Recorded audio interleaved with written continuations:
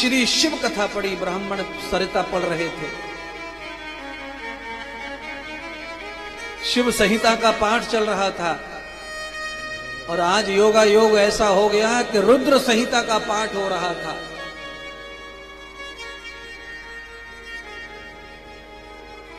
देवराज के कानों में रुद्र की संहिता के मंत्र पड़े, कान श्रवण कर रहे हैं। वो तो दुष्ट था, उसे कभी रुचि नहीं थी कथा में और कभी अच्छी बात नहीं करता था, कथा प्रवचन बात ब्राह्मण के बारे में, पूजा पाठ के बारे में।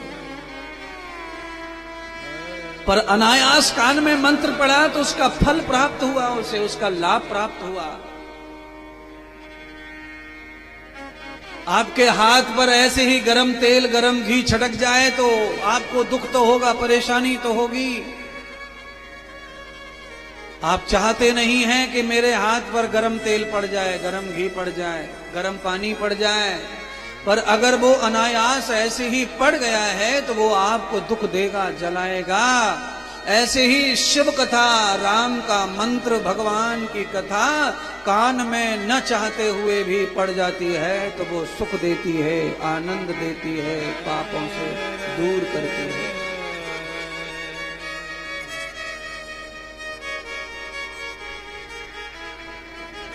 एक होता है हवा लेना और एक होता है हवा लगना। आप ऐसे ही बैठे ही कुर्सी डालकर बातें कर रहे हैं और अचानक हवा लग गई शरीर को। आप मांग नहीं रहे थे हवा। और एक होता है हवा लेना। हवा लेने का मतलब होता है कूलर के सामने छपक के बैठ जाओ, बिल्कुल सीट को कवर करके। कूलर और बिस्कुट तुम, बस तीसरा कोई आ ना जाए वहां। ये होती है हवा नियोजन, सोच समझ करके। और आप ऐसे ही बैठे हैं, आपने सोचा ही नहीं है, अचानक प्रभु कृपा से हवा आ गई और आपको लग गई, उसका लाभ मिलता है। देवराज का कोई पुण्य उदय हो गया, उसका लाभ मिला कि आज उसे उसके कानों में कथा पड़ी। और जब कथा पड़ी तो वो कथा की तरफ खिंचा चला गया। तो फिर आचार्य का दर्शन हुआ। और मैंने शुरू में कहा कि जब कोई महात्मा का दर्शन होता है तो कम से कम आधे पाप खत्म हो जाते हैं, आधे दुख चले जाते हैं। आचार्य का दर्शन किया तो उसके पाप समाप्त हो गए।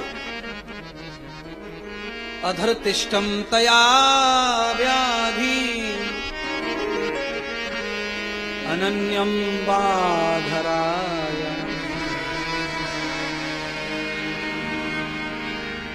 सब भूल गया।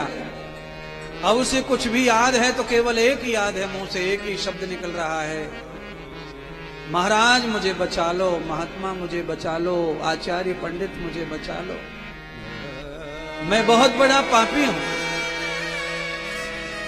अच्छा बोलिए, आप में से कोई खड़ा होके कहेगा कि मैं पापी हूं गुरुजी?